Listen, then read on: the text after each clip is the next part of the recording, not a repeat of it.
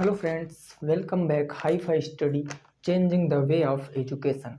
दोस्तों, आज की क्लास में हम लोग सीखने वाले हैं अपने यूपी टेट मैथ का 2019 का पेपर।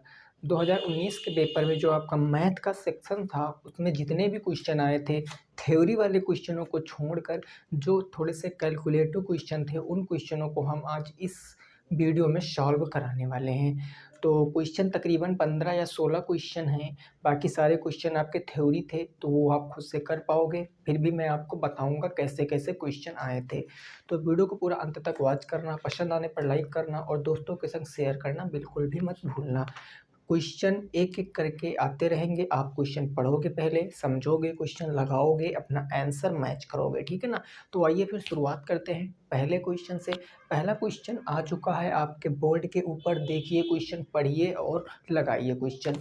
ये याद रखना दोस्तों, जितने भी क्वेश्चन हैं 2019 के पेपर में आए हुए क्वेश्चन हैं। तो जिनके पास प्रीवियस ईयर पेपर होगा तो उनको आइडिया होगा कि हाँ, ये सारे क्वेश्चन 2019 में पूछे हुए क्वेश्चन हैं। तो आइए फिर शुरुआत करते हैं।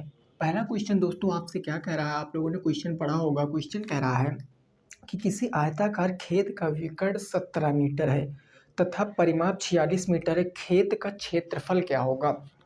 खेत का पेरीमीटर दिया है और खेत का आपको विकर्ण दिया गया है, डायगोनल 17 मीटर और परिमाप दिया गया 46 मीटर। तो खेत का क्षेत्रफल पूछे है। देखो, खेत आयताकार है, क्वेश्चन में कहा गया है, तो हम क्या कर रहे हैं, सबसे पहले हम अपना एक आयत बनाए ले रहे हैं, है ना भाई। तो हमने क्या किया, एक अपना यहाँ पर आयत बना लिया। हमने कह लिया ये हमारा आयत है, ये हमारा आयताकार खेत है। तो डायगोनल क्या होता है, आमने सामने की भुजाएं जो होती हैं यही तो विकर्ण होती है। आमने सामने के बिंदुओं को मिला देने वाली दूरी को हम विकर्ण कहते हैं। और इसकी लंबाई दी गई है 17 मीटर, तो हमने लिख लिया 17 मीटर, ठीक है ना। उसके बाद आपको परिमाप दिया गया है। आयत का परिमाप मेरे भाई होता क्या है, जरा एक बात बताओ, आयत का परिमाप क्या होता है। तो आप कहोगे सर आयत का परिमाप होता है 2 ब्रैकेट में l प्लस के b, 2 इंटू एल प्लस में b, यही ना होता है। तो अब देखो, आयत का परिमाप क्वेश्चन में कितना दे रखा है, 46 मीटर, तो हमने लिख दिया 46 मीटर। और ये हो गया 2l इंटू बी। देखिए एक्स वाई नहीं मानना है आपको, ऑप्शन से भी कर सकते हो इस क्वेश्चन को, बट मैंने ऑप्शन आपको नहीं दिया है। अब आपको पता है अगर हम l प्लस बी निकालेंगे तो 2 गुणे में इधर आएगा, बटे में 2 से कट जाएगा, कितनी बार में, 2 दूनी 4 और 2 तियाँ कितना हो जाएगा भाई, 6 हो जाएगा, है ना। 2 तियाँ कितना हो जाएगा, 6 हो जाएगा। यानी l प्लस बी कितना आ गया, 17 आ गया।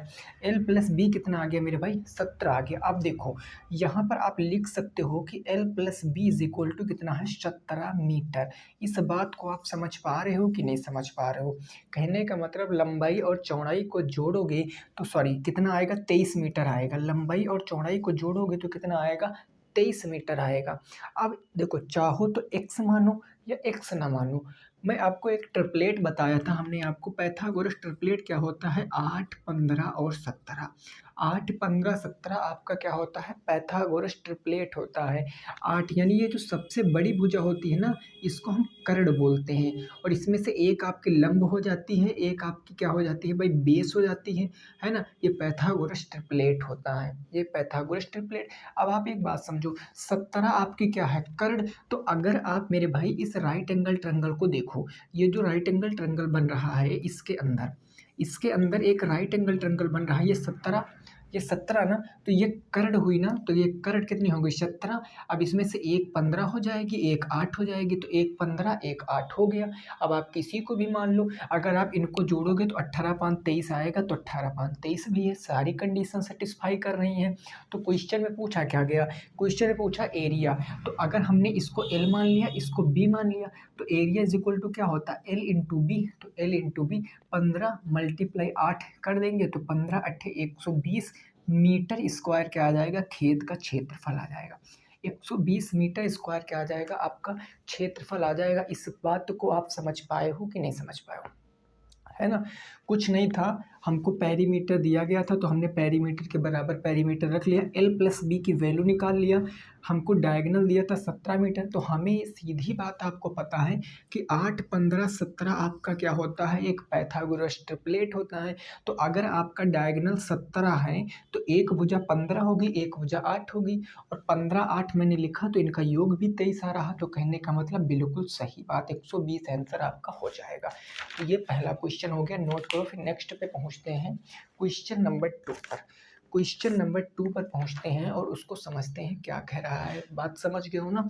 अगला क्वेश्चन आ चुका है 2 नंबर, देखो और बताओ क्या उत्तर आएगा। क्वेश्चन नंबर 2 आ चुका है, देखो और बताओ भाई क्या उत्तर आएगा। क्वेश्चन नंबर 2 कह रहा 2 की पावर -1 की पावर -1 का मान क्या होगा। ये बिल्कुल सिंपल सा क्वेश्चन, इसको आप कर सकते हो। 2 की पावर -1 और इसकी होल पावर मेरे भाई कितने दिए हैं, -1, इसका मान पूछिए। तो एक चीज़ आपको पता था कि अगर a की पावर m और इसकी होल पावर मेरे भाई हम अगर n कर देते हैं तो क्या हो जाता है, घातें क्या हो जाती हैं, गुणा हो जाती हैं, घातों का गुणा हो जाता, तो m इंटू n हो जाता। ठीक उसी प्रकार 2 की पावर -1 इंटू -1 हो जाएगा, यानी 2 की पावर माइनस माइनस प्लस हो जाता है 1, और 2 की पावर 1 का मतलब 2 ही आपका क्या आएगा, सही जवाब आएगा। 2 आपके प्रश्न का जवाब होगा, यानी क्वेश्चन नंबर 2 का आंसर क्या आएगा, 2 आएगा। ये सब सारी चीज़ें आप पढ़ रखे हो, जिन्होंने पढ़ा है वो आसानी से लगा सकते हैं, है ना। आइए अगले प्रश्न पर पहुँचते हैं, प्रश्न संख्या 3 पर।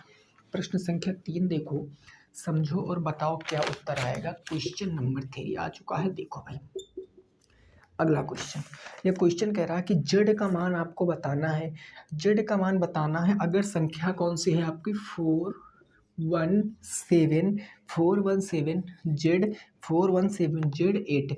अगर संख्या इसमें आपको इस जेड की वैल्यू बताना है अगर ये 9 से विभाजित है। अगर ये 9 से विभाजित है, हमने आपको नंबर सिस्टम में कितना सारा क्वेश्चन कराया है। हमने आपको बताया था कि 9 का विभाजिता नियम मेरे भाई क्या होता है। 9 का विभाजिता नियम क्या होता है कि अगर अंकों का सम 9 से डिवाइड है तो संख्या भी 9 से डिवाइड होगी। यही मैंने 3 का भी रूल बताया था कि अगर कोई भी संख्या लिखी, कितने भी अंक हैं, अगर उनका योग करो, उनका सम करो और वो 3 से डिवाइड है तो नंबर भी 3 से डिवाइड होगा हमेशा। तो आप इसको एक तो ऑप्शन के तरफ जा सकते थे, ऑप्शन यहाँ पर एक एक रख के चेक कर लेते, या आप सीधे यहाँ पर अंकों का सम करो। भाई देखो 4 1 5 7 5 12 12 8 कितना हो गया 20, यानी ये हो गया 20 प्लस में जेड और बटे में 7। अब आपको पता है कि 9, अब आपको पता है कि यहाँ पर 20 में कितना जोड़ो कि वो 9 से डिवाइड हो जाए। देखो 9 त्रिक कितना होता है 27 और 9 दूनी कितना होता है 18। 18 तो 20 से छोटा है, ये तो ऑलरेडी डिवाइड है यहाँ पर। लेकिन यहाँ पर 27 आएगा तो हम जेड के स्थान पर कितना लिखेंगे, 7 लिखेंगे। अगर मैं जेड के स्थान पर 7 लिख दूंगा 20 प्लस 7 बटे के 9, तो आपको पता है क्या हो जाएगा 27 बटे के 9, और 9 से पूरा पूरा डिवाइड आ जाएगा जो कि रिमाइंडर 0 आ जाएगा। और जब रिमाइंडर 0 आ जाता है तो पूरा पूरा डिवाइड हो जाता है, यानी जेड की वैल्यू कितनी आएगी, 7 आ जाएगी। जेड की वैल्यू कितनी आ जाएगी, 7 आ जाएगी। 7 7 8 8 16 4 20 7 27 डायरेक्ट बता सकते थे। ओके ना मेरे भाई। चलिए आगे पहुंचते हैं प्रश्न संख्या 4 पर। प्रश्न संख्या 4 आ चुका है, पढ़ो इसको पहले, उसके बाद लगाओ क्वेश्चन नंबर 4। क्वेश्चन नंबर 4 आपको लगाना है। कुछ नहीं क्वेश्चन में दोस्तों, इसमें प्राइम फैक्टर आपको करना है और केवल वैल्यू रख के सॉल्व करना है, बस, है ना। क्वेश्चन पढ़ लिया, उसके बाद क्वेश्चन को आपको लगाना है 4 नंबर क्वेश्चन। 4 नंबर क्वेश्चन कह रहा है कि यदि 2160 आपको 2160 बराबर दिया गया है, ये क्या दिया गया है मेरे भाई, ये दिया गया 2 की पावर a इंटू 3 की पावर b इंटू 5 की पावर c। देन आपसे पूछा क्या है, पूछा है 3 की पावर a इंटू 2 की पावर -b इंटू 5 की पावर -c, इसकी वैल्यू पूछा है। आपको कुछ नहीं करना है, आपको 2160 को 2 3 5 इनके फैक्टर के रूप में तोड़ लेना है। आइए फिर तोड़ते हैं। 2160 को हम किसके रूप में तोड़ेंगे, 2 3 5 के रूप में तोड़ेंगे। तो सबसे पहले हम 2 से काटते हैं, 2 1 कम 2 हो गया, 2 8 16 हो गया 0। फिर 2 से काट लेते हैं, 2 5 10 2 चौके 8 540 हो गया। फिर 2 से काटते हैं, 2 दूनी 4 2 7 14 270 हो गया। देन 2 से फिर काटे हैं, 2 एक कम 2, 2 तियाँ 6, 2 पंचे 10, कितना हो गया भाई? ये हो गया 135। अब 135 5 से काटेंगे क्योंकि यूनिट डिजिट 5 है, वैसे 3 से भी कट रहा है क्योंकि अंकों का सम 3 से कट रहा, तो 5 दूनी 10, 3 बच गया, 5 सत्ते 35, 27 तो 5 से कटता नहीं क्योंकि यूनिट डिजिट 5 होनी चाहिए तो 0 होनी चाहिए। 5 का विभाज्यता नियम कहता है कि अगर किसी संख्या का इकाई अंक 5 या फिर 0 है तो संख्या 5 से डिवाइड होगी, अदरवाइज नहीं होगी। तो हम 3 से काटेंगे, 3 से 9 बार में जाएगा और 3 से 3 बार में जाएगा, फिर 3 से 1 बार में जाएगा। तो आप मेरे भाई देखो, यहाँ अगर मैं a की वैल्यू पूछूं तो कितना आया? 2 कितनी बार आया? 1 2 3 4, 2 4 बार आया। जहाँ a है वहाँ मैं 2 की पावर 4 लिख सकता हूँ। इतनी बात समझ रहे हो कि नहीं समझ रहे हो? क्योंकि 2 4 बार आया, 3 की पावर b, तो b कितना, हम 3 की पावर कितनी बार? 1 2 3, यानी b की वैल्यू 3 रख सकते हैं, तो हमने b की वैल्यू 3 रख लिया, इंटू 5 की पावर c, 5 की पावर c, 5 कितनी बार आया? 1 बार आया ना, तो 5 की पावर माइनस के 1 कर लेते हैं। अब आप बात समझ पाए हो ना? यानी a की वैल्यू कितनी मेरे भाई? 4 है, b की वैल्यू कितनी? 3 है, और c की वैल्यू कितनी? माइनस के 1 है।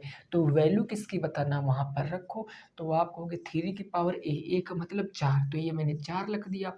फिर है आपके 2 की पावर माइनस b, 2 की पावर, देखो b का मान कितना है? 3, तो माइनस के 3 हो जाएगा, इंटू 5 की पावर माइनस c का मान कितना? -1, तो -1 हो गया। अब आपको पता है 3 की पावर 4 का मतलब क्या होता है? 3 त्रिक का 9 त्रिक 27 तियाँ 81, हमने इधर 81 लिख दिया, मल्टीप्लाई। अब देखो इसका मतलब 8 होता है, लेकिन ये माइनस में, इसको प्लस में करेंगे तो 1/8 आ जाएगा, तो 1/8 कर दिया, इंटू अब यहाँ पर देखो 5 की पावर कितनी है? देखो भाई 5 की पावर कितनी? -1 ऊपर ले जाओगे तो 1/5 हो जाएगा। अब आप देखो 81 कम 81, 81 कम 81, तो कितना आ जाएगा? 81/40 आपका सही जवाब आ जाएगा। 81/40 क्या आ जाएगा? आपका सही जवाब आ जाएगा। बोलो ये चीज़ समझ गए हो कि नहीं समझ गए हो? कितना आएगा? 81/40 आपका राइट आंसर आएगा, क्योंकि 3 की पावर a की वैल्यू 4 थी तो मैंने 4 रख दिया, फिर 2 की पावर -b, तो b की वैल्यू 3 थी तो मैंने 3 रख दिया, उसके बाद -c था, c की पावर -1 तो मैंने -1 रख दिया, कोई दिक्कत नहीं। रुको, देखो c की पावर कितनी है? -1, सॉरी यहाँ पर 1, ठीक है, एकदम क्लियर है आंसर हमारा। कितना आएगा भाई यहाँ पर? 41 81/40 आ जाएगा। ओके ना, चलिए आगे पहुँचते हैं क्वेश्चन नंबर 5 पर। क्वेश्चन नंबर 5 पर यही आपका भी आंसर आ रहा होगा, उम्मीद करते हैं, ठीक है ना भाई। क्वेश्चन नंबर 5 देखते हैं और उसको हम लोग सॉल्व करते हैं। प्रश्न संख्या 5 आ चुका है, देखो समझो और लगाओ। थोड़ा सा लॉजिक लगेगा इसमें, लेकिन आप लगा पाओगे। क्वेश्चन नंबर 5 का लॉजिक समझो और लगाओ क्वेश्चन को। ऐसे करके आप में क्या दिया गया है? ऐसे करके एक आकृति दी गई, उसके सामने कुछ वैल्यू रखे हैं, है ना। अगर आपका ज़रा से भी दिमाग चलता है तो आप इस प्रश्न को लगाओगे। यहाँ है 1, यहाँ है 2, यहाँ है 3, यहाँ है 4, ठीक है ना। उसके बाद यहाँ पर आपको x है, फिर यहाँ पर आपका 8 है, फिर यहाँ पर आपका 27 है, फिर यहाँ आपका 64 है। तो आपसे पूछे कि x की वैल्यू, इस x की वैल्यू क्या होगी? फटाफट बताओ, इस x की वैल्यू क्या होगी वो आपको बताना है। कोशिश करिए मेरे भाई बताने की, इस क्वेश्चन को बताने की कोशिश करिए, कितना आएगा आंसर। देखो आप अगर एक चीज़ देखो, आपको दिख रहा होगा कि ये जो 2 लिखा है, 2 के सामने 8, 2 के सामने 8, यानी ये जो 2 के सामने 8 लिखा है, ये 2 की पावर 3 का मान 8 लिखा है। बोलो 2 की पावर 3 का मान 8, ऐसे 3 के सामने 27 लिखा है तो 3 की पावर 3 का मान 27 लिखा है। ऐसे 4 के सामने 64 लिखा है, यानी 4 की पावर 3 का मान 64 लिखा है। अगर सब में ये लॉजिक लग रहा तो इसमें भी ये लॉजिक लगेगा। 1 की पावर 3 करोगे तो 1 उत्तर आएगा, यानी x की वैल्यू कितनी आएगी? 1 आएगी। x की वैल्यू 1 आएगी। क्वेश्चन का राइट आंसर कितना आ जाएगा? 1 हो जाएगा। इस क्वेश्चन का राइट आंसर कितना आएगा? 1 हो जाएगा, ठीक है ना। ऐसे करके देखिए क्वेश्चन इसी तरीके से आएंगे, इसमें कोई दो राय नहीं है। बस हो सकता है इसमें क्यूब लग रहा है, अगले में स्क्वायर लग रहा हो, या इसमें क्यूब लग रहा है, अगले में कोई दे दे तो जोड़ने वाला आ जाए या घटाने वाला आ जाए। तो आप चीज़ों को लिंक करके पढ़ना, आपका दिमाग काम करना चाहिए इन तरह की चीज़ों में। ओके ना, आइए फिर आगे पहुँचते हैं क्वेश्चन नंबर 6 पर। क्वेश्चन नंबर 6 क्या कह रहा है, जरा उसको समझो। यहाँ तक हमारी बात आपको समझ में आई होगी। अगला प्रश्न है 6 नंबर आया है, देखो क्या कह रहा है। ये क्वेश्चन कह रहा है एक आयत की लंबाई में 60% की वृद्धि करने पर उसकी चौड़ाई में कितने परसेंट की कमी करनी होगी कि आयत के क्षेत्रफल पर कोई प्रभाव न पड़े। ऐसा क्वेश्चन मैंने आपको करा रखा है। आप कह नहीं सकते हो कि सर ऐसा क्वेश्चन आपने नहीं कराया। इस क्वेश्चन को करने के दोस्तों कई मेथड मार्केट में मिल जाएंगे आपको पूरे यूट्यूब पर, लेकिन जो बेस्ट मेथड है वो मैं आपको बताऊंगा। देखो, अगर मैं मेरे भाई एक बेसिक मेथड की बात करता हूँ, तो ये मैंने मान लिया हमारा एक आयत है, रेक्टेंगल है। तो देखो, इसमें आयत की लंबाई चौड़ाई नहीं पता और हर चीज़ प्रतिशत में अपने आप में 100% होती है। तो मैंने कह दिया कि ये भैया 100% लंबाई रही होगी और 100% क्या रही होगी, चौड़ाई रही होगी। इसमें कोई दो राय नहीं है। अब क्वेश्चन कह रहा है कि लंबाई को 60% बढ़ा दिया गया।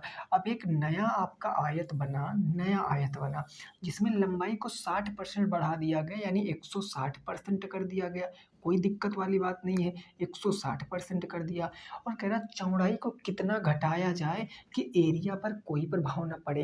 अगर यहाँ पर 100 था तो मैं यहाँ से एरिया पूछूं तो एरिया यहाँ से 10,000 नहीं आ जाएगा। अगर मैं डायरेक्ट परसेंटेज छोड़कर बात करूं, क्योंकि L इंटू बी होता है तो 10,000 आ जाएगा, तो यहाँ भी 10,000 आना चाहिए। तो आप यहाँ पर कितनी कमी करोगे चौड़ाई में? मैंने कर लिया कि x% की कमी करूंगा भैया, मैंने x% की कमी कर लिया। तो देखो, लंबाई कितनी बढ़ गई, 100 से 160% बढ़ गई। कोई दिक्कत नहीं सर, लंबाई हो गई। चौड़ाई पता करना है, चौड़ाई पूछे कितने परसेंट कम करना है, तो हमने मान लिया भैया x% कम करना है तो x% कम कर दिया।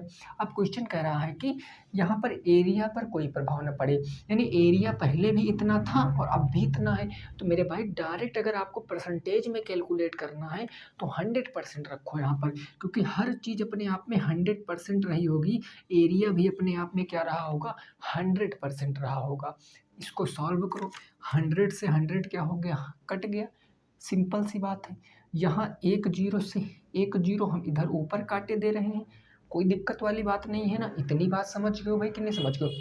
अब देखो, 100 बट्टे में उधर जाएगा गुणे में, तो ये हो जाएगा, अगर मैं बात करूँ तो ये हो जाएगा 1000 बटे में ये 16, और ये किसके बराबर आएगा, x के बराबर आएगा। अब x की वैल्यू निकालो, देखो 16 से काटोगे तो 16 छंग कितना होगा है भाई, 16 छंग 96, 4 बचा 40 हो गया। 16 दूना 32, 16 पंचे 80।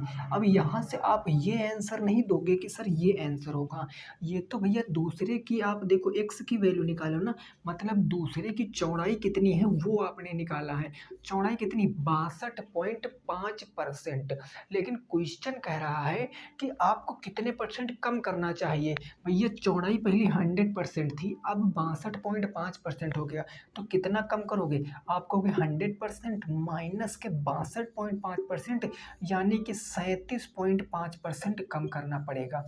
चौड़ाई को कितना कम करना पड़ेगा, 37.5% कम करना पड़ेगा। ये तो एक बात हो गई, ये तो पहला मेथड हो गया। क्वेश्चन को जिनको बेसिक से समझना था उनको भी मैंने समझा दिया है, ठीक है ना। अब देखो, एक लाइन में बैठा कर आप लिख सकते हो, क्योंकि यहाँ पर मल्टीप्लाई था तो मल्टीप्लाई में हम सारे चीज़ लगा सकते हैं। अब देखो, अगर दूसरा तरीका मैं बताऊँ, आंसर है 37.5%। अब देखो दूसरा तरीका बताऊँ तो वो कैसे लगाओगे। मेरे भाई कुछ नहीं करना है आपको, डायरेक्ट चीज़ों को सोचना है, ठीक है ना। मैंने बताया था परसेंटेज का सारा खेल हम किस पर खेलेंगे, तो हम फ्रैक्शन वैल्यू पर सीखेंगे। भाई देखो, 60% की वृद्धि हो रही है, 60% की वृद्धि हो रही है, तो 60% का मतलब 60/100, तो ये हो गया 20 तियाँ 60 और 20 पंचे 100, ठीक है ना। अब देखो वृद्धि हो रही ना, यानी पहले मेरी भाई लंबाई 5 थी, अब कितनी हो गई, 8 हो गई।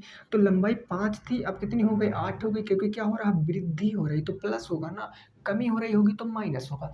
अब कह रहा है चौड़ाई कितनी कम कर दिया जाए, चौड़ाई कितनी कम कर दिया जाए। अब एक बात आप खुद से सोचो, अगर मैं लंबाई को ही कम कर दूं तो क्या कोई प्रॉब्लम है, मैं चौड़ाई पे जाऊं ही ना, क्योंकि 1% केवल दिया है। तो मैं यहाँ से कितना कम कर दूंगा, मैं 3 कम कर दूंगा। और कहाँ से कम कर दूंगा भाई, 5 तो ऑलरेडी कम है, हम 8 से कम करेंगे। प्रतिशत में बताना तो इंटू के 100, तो ये कितना आ जाएगा, 300 बटे में 8। जब इसको आप सॉल्व करोगे तो 8 तिरिक 24, कितना बच गया 6, 60 हो गया, 8 सत्ते 56, 8 पंचे 40, 37.5% आंसर आएगा। कितना आंसर आएगा, 37.5%। क्वेश्चन नंबर 5 का आंसर। दोनों तरीके बिल्कुल बेस्ट हैं, आप आसानी से लगा सकते हो, है ना। दोनों तरीके बिल्कुल बेस्ट हैं। ओके ना, आगे पहुँचे, यहाँ तक की बात क्लियर। क्वेश्चन नंबर 5 कितना आएगा, 37.5%। आइए आगे पहुँचते हैं। प्रश्न संख्या नंबर 6 आ चुका है फ़ोन के स्क्रीन के ऊपर, आप लोग देखिए और बताइए क्या आंसर आएगा। क्वेश्चन नंबर 6 देखिए और बताइए क्या आंसर आएगा और कैसे इस क्वेश्चन को आप पढ़ पा रहे हो। क्वेश्चन नंबर 6 है मेरे भाई ये 7 कोई कह रहा है कि 2008 में अमित का वेतन 1,26,500 रुपये था। फिर वर्ष 2016 से उसका वेतन प्रति वर्ष 10%, 15% बढ़कर 2018 के वेतन तक पहुंच गया। वर्ष 2016 में उसका वेतन था। देखिए क्वेश्चन बिल्कुल सिंपल है। मैंने ऐसा क्वेश्चन आपको करा रखा कंपाउंड इंटरेस्ट में। कंपाउंड इंटरेस्ट मैंने प्रैक्टिस सेट में भी ऐसे क्वेश्चन आपको कराए हैं, ठीक है ना। जहाँ पर मैंने अवमूल्यन बताया था वही कंसेप्ट मेरे भाई यहाँ पर काम करेगा और दूसरा कोई कंसेप्ट नहीं काम करेगा। बस चीज़ों को समझिए। देखो अमित है, कोई कौन है भाई, अमित है। इनको 2018 में कितने रुपए मिल रहे हैं, तो 2018 में इनको दिया गया कि 2018 में कितने रुपए मिल रहे हैं, तो इनको मिल रहे हैं 1,26,500 रुपये मिल रहे हैं, ठीक है ना। अब कह रहा है कि 2016 तक उसका वेतन प्रतिवर्ष 10%, 5% बढ़कर 2018 के वेतन तक पहुंच गया, है ना। यानी 2016 में अमित का कुछ वेतन रहा होगा 2016 में, और ये कैसे बढ़ा, प्रतिवर्ष। पहले तो 10% बढ़ा, उसके बाद मेरे भाई 15% बढ़ा, ठीक है ना। तब जाकर इतना रुपए हो गया। यहाँ कुछ रुपए रहा होगा कि नहीं रहा होगा, क्योंकि 2016 ही हमको बताना है। 2016 में अमित का कुछ रुपया था जो कि प्रतिवर्ष 10%, 15% की दर से बढ़कर 2018 में 1,26,500 रुपये हो गया। अब इसके कई मेथड हो सकते हैं। मेथड नंबर 1 सुनिए, आप देखो, आप इसकी इनकम मान लो कितना, XYZ कुछ भी मान लो। हमने माना अमित की इनकम कितनी थी, 100 रुपये थी। कब, 2016 की बात कर रहे हैं। 2016 में अमित की इनकम 100 रुपये थी। अब यहाँ पर बढ़ी है ना 10%। अगर 10% बढ़ी है तो मतलब 110/100 हो गई ना। फिर कह रहा है 15% बढ़ी है तो मतलब 115/100 हो गया। और ये सब बढ़ने के बाद कितना आ गया, 1,26,500, 1,26,500। इसको सॉल्व कर लीजिए, एक्स की वैल्यू निकाल लीजिए, आंसर आ जाएगा। आइए काटते हैं इसको। 1 0 से 1 0 कट गया मेरे भाई, है ना। 5 से काटेंगे, 5 दूनी 10, 20 बार में। 5 से काटेंगे तो 5 दूनी 10, 1 बचा, 5 3 15, 23 हो गया। कोई दिक्कत परेशानी नहीं ना। अब देखो मेरे भाई क्या करेंगे, देखो 11 से काट सकते हैं ना, हाँ 11 से कट जाएगा। ये 11 से काटेंगे तो 11 एकम 11, 1 बचा 16 हो गया। 11 एकम 11, 5 बचा, 11 पचे 55, डबल जीरो हो गया, 11,500 हो गया। 23 से कट जाएगा, 23 पंचे 115, तो 500 आ गया। अब इनका गुणा करा लीजिए, 20 दाम कितना हो गया, 200, और 200 वहाँ पर गुणा कराओगे तो 5,000 का अगर 500 का अगर 200 से मल्टीप्लाई करा दोगे तो कितना आएगा, 5 दूनी तो ये 10 आ जाएगा, 1 2 3 4 जीरो, 1 2 3 4 जीरो आ जाएंगे। कितना आ जाएगा, इकाई दहाई सैकड़ा हज़ार 10,000 लाख, 1,00,000 आ जाएगा उत्तर कितना आएगा मेरे भाई, 1,00,000 आ जाएगा। यहाँ से चीज़ों को समझ पाए हो कि नहीं पाए हो। उत्तर कितना आएगा, 1,00,000 आएगा। ये तो एक तरीका हो गया इस क्वेश्चन को लगाने का। अगला तरीका देखिए, रेशियो मेथड। ये बात समझ आए, कितना आया आंसर, 1,00,000 आ गया। अब देखो आगे पहुँचते हैं।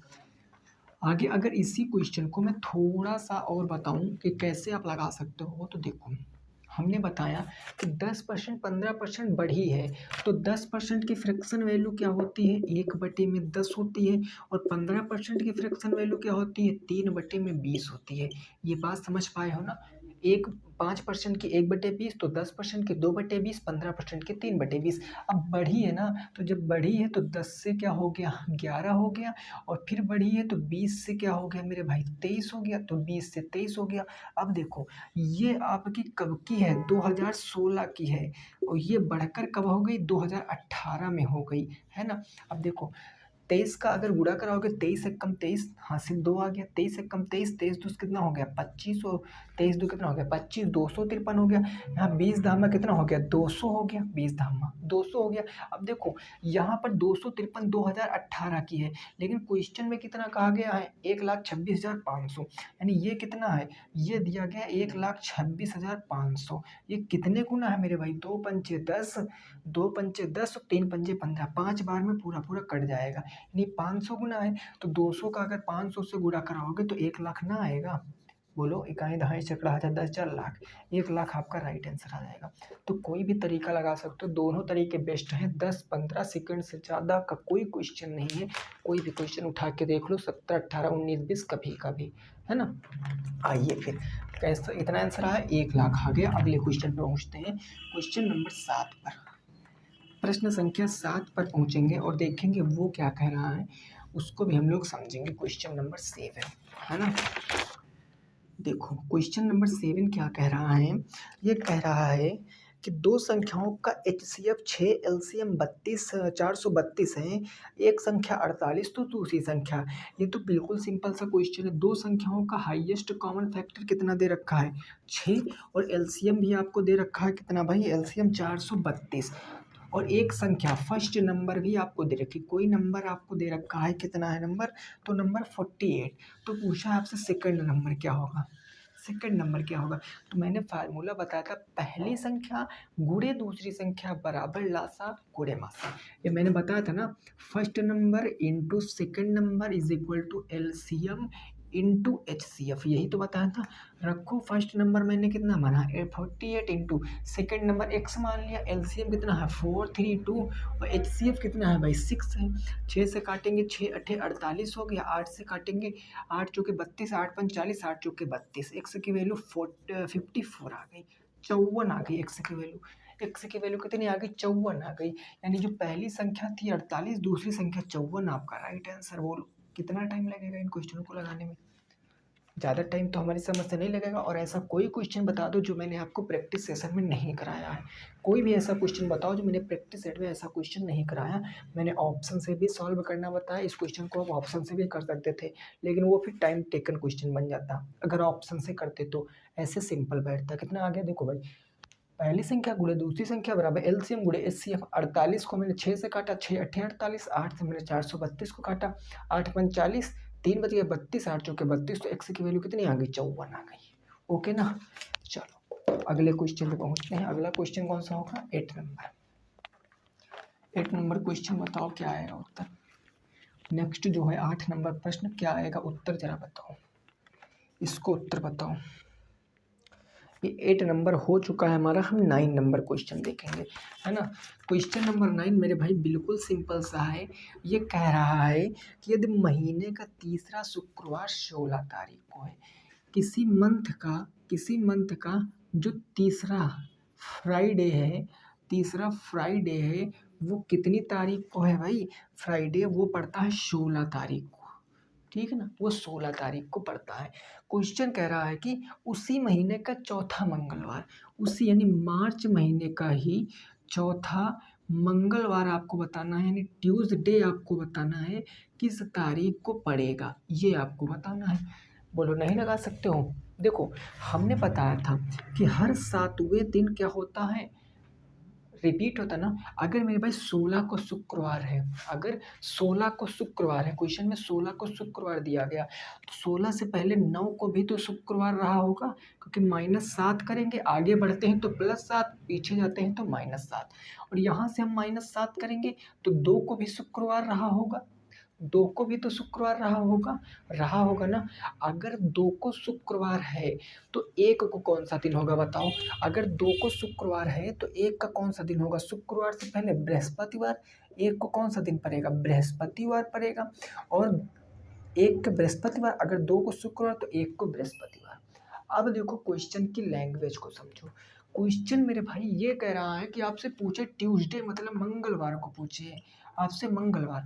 अगर 1 को बृहस्पतिवार है और 9 को 2 को आपका क्या है, 2 का आपको शुक्रवार है, तो 3 को आपका शनिवार, 4 को आपको रविवार, 5 को आपको सोमवार और 6 को आपको क्या मिलेगा, मंगलवार। यानी पहला मंगलवार 6 तारीख को पड़ेगा। पहला मंगलवार कब पड़ेगा, 6 तारीख को पड़ेगा, पड़ेगा ना, पहले मंगलवार 6 तारीख को।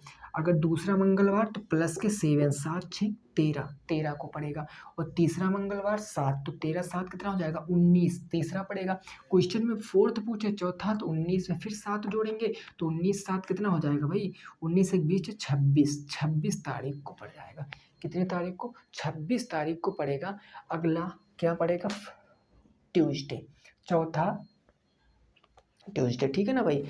इस बात को नहीं समझ पाओ, चलो एक बार और समझ लेते हैं, एक बार और समझ लेते हैं, तब चीज़ों को और अच्छे से समझेंगे। देखो, अगर मैं मान लूँ, मैंने माना किसी तारीख को, अगर 16 तारीख को भाई शुक्रवार है, महीने की किसी 16 तारीख को शुक्रवार है, ठीक है ना, तो आगे करके मैं बात कर लूँ, 16 में अगर मैं 7 जोड़ दूँ, 16 में अगर मैं 7 जोड़ दूँ, तो 16 7 कितना होगा, 6 6 12 23, यानी 23 हो जाएगा। 23 को भी शुक्रवार पड़ेगा, बोलो 23 को भी शुक्रवार पड़ेगा, पड़ेगा कि नहीं पड़ेगा, बिल्कुल पड़ेगा। 23 में अगर मैं 7 जोड़ दूँ, 23 7 कितना हो गया, 30, यानी कि 30 को भी क्या पड़ेगा, शुक्रवार पड़ेगा। तो 23 को भी हमने शुक्रवार पढ़ लिया, ठीक है ना। अब देखो, अब 16 को अगर शुक्रवार में +7 कर रहा हूँ तो वही डे आएगा, -7 करूँगा तो भी ना वही डे आएगा। तो 16 में 7 घटाएंगे तो 9 को भी शुक्रवार आएगा, 9 में 7 घटाएंगे तो 9 में 7 घटाएंगे तो 2 को भी शुक्रवार आएगा, 2 को शुक्रवार। अगर 2 को शुक्रवार है तो 3 को शनिवार होगा, 4 को आपका रविवार होगा, 5 को आपको सोमवार होगा, और 6 को आपका क्या होगा भाई, 6 का आपका मंगलवार होगा। तो अगर पहला मंगलवार आपका 6 तारीख को पड़ रहा है, तो दूसरा मंगलवार कितना, +7 करोगे, 7 6 13 को दूसरा मंगलवार पड़ेगा। ऐसे तीसरा करोगे तो प्लस के 7 13 7 कितना हो गया, 20, 20 को भी आपका मंगलवार पड़ेगा, पड़ेगा ना। और 20, अगर चौथे की बात करें तो चौथा, 20 में 7 जोड़ेंगे तो 20 7 27, 27 को आपका चौथा सोमवार पड़ेगा। इधर 26 आ रहा था क्या, देखो भाई 27 आएगा, हमने हो सकता है गलत जोड़ दिया हो, 13 7 19 हो सकता है कर दिया हो, तो कितना उत्तर आएगा, 27। यानी चौथा जो आपका ट्यूसडे है कितनी तारीख को पड़ेगा, मार्च में, 27 मार्च को चौथा मंगलवार पड़ जाएगा। 27 मार्च को चौथा मंगलवार पड़ेगा।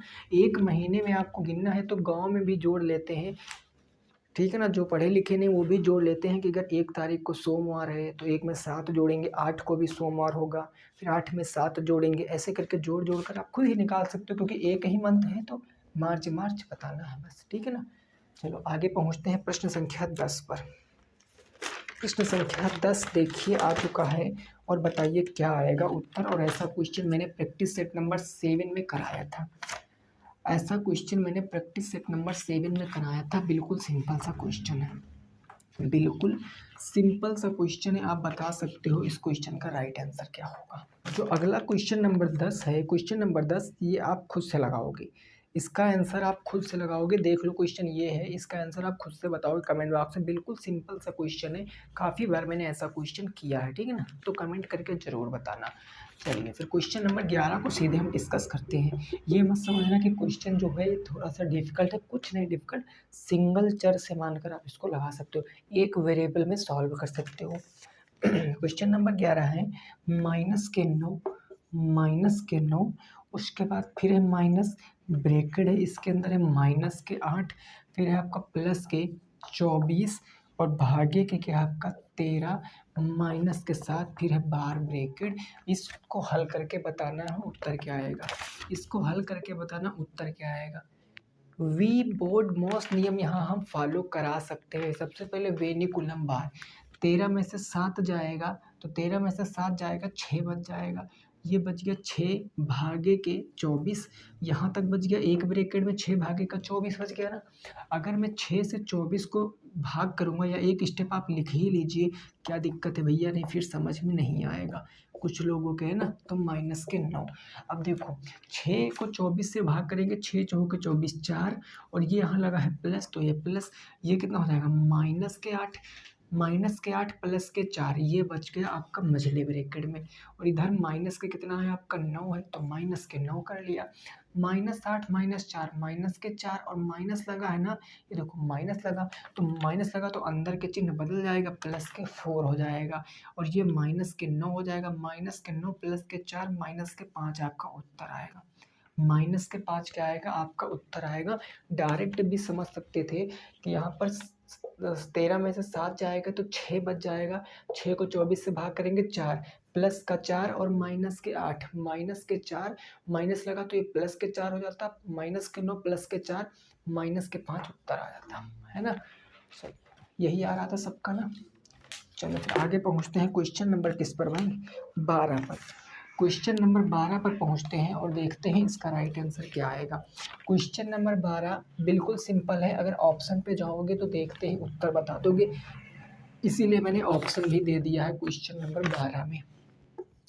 क्वेश्चन नंबर 12 कह रहा है कि यदि 1,8 का HCF, देखो 1,8 का आपको क्या दिया है HCF, इसका HCF कितना दिया है तो 4 दिया है, ठीक है ना। फिर 1,8 का LCM 24 दिया है, 1,8 का आपको LCM दिया है, लीस्ट कॉमन मल्टीप्लाई कितना दिया 24। आपसे पूछे है ए की वैल्यू, आपसे ए की वैल्यू पूछे, इस ए की वैल्यू। ऑप्शन देखो कितने प्यारे प्यारे, 12 है, 14 है, 8 है और 12 है, 4 है, सॉरी ये जहाँ 14 है सेकंड ऑप्शन है 4 होगा, फिर है 8, फिर है आपका 14। तो अगर आप यहाँ पर देखो 14 तो हो ही नहीं सकता, क्योंकि 14 और 8 का HCF तो 4 नहीं आएगा, क्योंकि HCF का मतलब होता है वह बड़ी से बड़ी संख्या जो दी हुई संख्याओं को डिवाइड करे। 4 भाई 8 को तो डिवाइड कर देगा लेकिन 14 को डिवाइड नहीं कर पाएगा, यानी ऑप्शन नंबर 4 जो था 14 वो बिल्कुल खत्म हो गया। अगर मैं पहले ऑप्शन पे आऊँ 12 लिखा है तो 8 और 12 का HCF तो 4 आ जाएगा, 8 और 12 का HCF कितना आ जाएगा 4 आ जाएगा, कोई दिक्कत नहीं है। 12 और 8 का LCM भी 24 आ जाएगा, बिल्कुल सही बात है। यानी अभी तक ए की वैल्यू कितनी आ रही है 12 आ रही है अकॉर्डिंग टू ऑप्शन। अगर ऑप्शन के हिसाब से चलें तो ए की वैल्यू 12 आ रही है, लेकिन दूसरा ऑप्शन है 4 की बात कर लें। 4 और 8 की अगर मैं बात करता हूँ तो 4 और 8 का क्या हो जाएगा HCF तो 4 आ जाएगा, कोई दिक्कत नहीं है। लेकिन जैसे मैं LCM पे आऊँगा तो 4 और 8 का LCM क्या हो जाएगा 16 हो जाएगा, क्योंकि 8 दूनी 16, 4 चौके 16, तो 4 यानी सेकंड ऑप्शन भी खत्म हो गया। थर्ड ऑप्शन 8 है, अगर 8 का LCM लोगे तो 4 नहीं आएगा, 1 ही आ जाएगा। क्लियर बात है ना। तो कहने का मतलब क्या आ जाएगा 12 बिल्कुल सही जवाब होगा, ऑप्शन से भी कर लेना। इसीलिए मैंने इस क्वेश्चन में ऑप्शन दिए थे आपको कि बिल्कुल आसानी से आप इस चीज़ को समझ पाओ। कितना आएगा 12 आएगा क्वेश्चन नंबर 12 का आंसर। ओके ना, क्लियर हो गया। आइए फिर आगे पहुँचते हैं। Question number 13। क्वेश्चन नंबर 13 क्या कहा गया कि एक कमरे की लंबाई 10% घटा दी गई, उसके बाद चौड़ाई 20% बढ़ा दी गई, ऊंचाई 5% घटाई, तो इस प्रकार कमरे के आयतन में कितने परसेंट की त्रुटि हुई। त्रुटि बताना, वृद्धि हुई या कमी हुई वो कैलकुलेट करके आपको बताना है, वो आपका काम है ना। देखो कमरे की आपको एक तो भैया लेंथ दे रखा है, क्वेश्चन नंबर कौन सा है 13 है। एक तो कमरे की लेंथ दे रखा है, एक कमरे की ब्रेथ दे रखा है, एक कमरे की हाइट दे रखा है। अगर किसी चीज का लंबाई चौड़ाई ऊंचाई पूछे है और लास्ट में पूछे आयतन में क्या त्रुटि क्या वृद्धि होगी, तो आपको पता है कि L into B into H किसका आयतन होता है। L into B into H किसका आयतन होता है, ये होता है आपका घनाभ का आयतन। मतलब जाहिर सी बात है कमरा कैसा है घनाभाकार होगा, इतनी बात तो समझ पा ही रहे होगे ना। कमरा कैसा होगा घनाभाकार हो जाएगा बस। अब देखो हम सारा खेल परसेंटेज में खेलेंगे। पहले कह रहा 10% घटा दी गई, अगर 10% की फ्रैक्शन वैल्यू में पूछूं तो आप कहोगे 1/10 होता है। नेक्स्ट क्या है 20% घटाई गई, फिर से तो 20% घटाई गई मतलब 1/5 हो गया, ठीक है ना। ये लंबाई थी, ये चौड़ाई थी, लेकिन ऊंचाई को उसने क्या किया बढ़ा दिया। ऊंचाई को बढ़ाया तो क्या कर दिया 5% बढ़ा दिया गया। ऊंचाई को 5% बढ़ाया, 5% का मतलब क्या होता है 1/20 होता है। अब मेरे भाई देखो लंबाई को घटाया ना, लंबाई पहले 10 थी तो लंबाई अब कितनी हो जाएगी 9 हो जाएगी, क्योंकि घटाया जा रहा, फिर घटाया जा रहा, 5 से कितना हो जाएगा चौड़ाई 4 हो जाएगी। लेकिन अगर मैं हाइट की बात कर रहा हूँ तो हाइट आपकी बढ़ाई जा रही है 20 से 21। आप क्वेश्चन देख सकते हो। अब देखो, अगर मैं बात करूँ कि पहले कितना आयतन था और आज कितना आयतन है, तो यहीं से तो निकालोगे।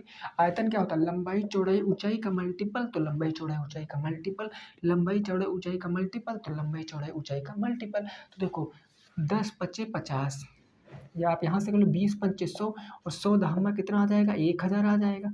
लो सर 1000 आ गया। यहाँ से कर लेते हैं तो 21 चौके कितना होता है? 20 चौक 80, 1 चौके 4 84 हो गया।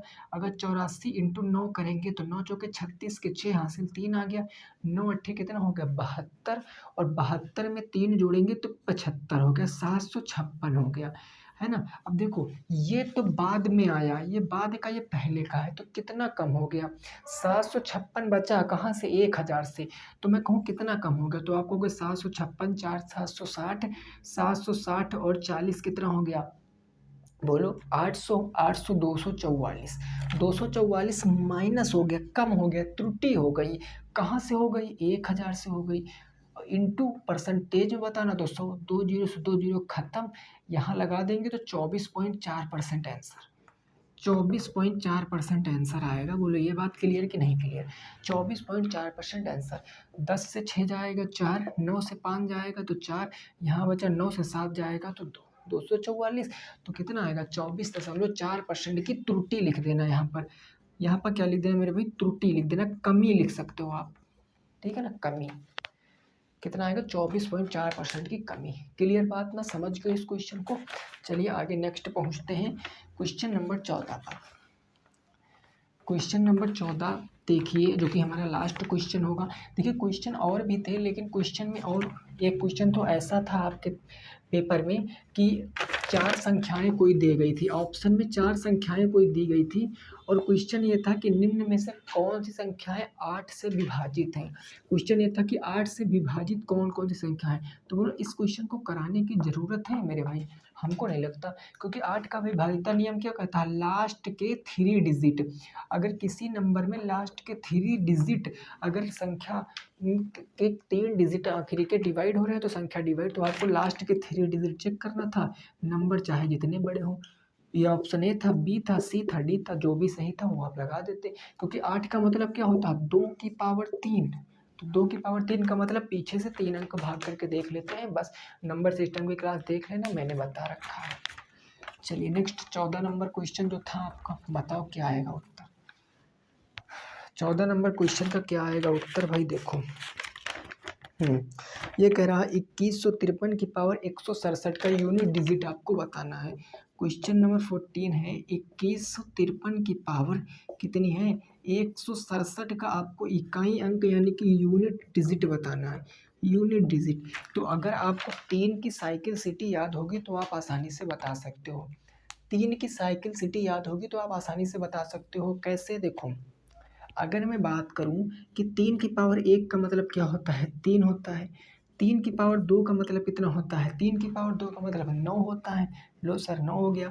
3 की पावर 3 का मतलब कितना होता है? 27 होता है। 3 की पावर 4 का मतलब कितना होता है? 81 होता है। ये 4 बात हो गई। अब आगे 3 की पावर 5 पर पहुंचेंगे, तो 3 की पावर 5 पर पहुंचेंगे 243 आ जाएगा, आएगा ना।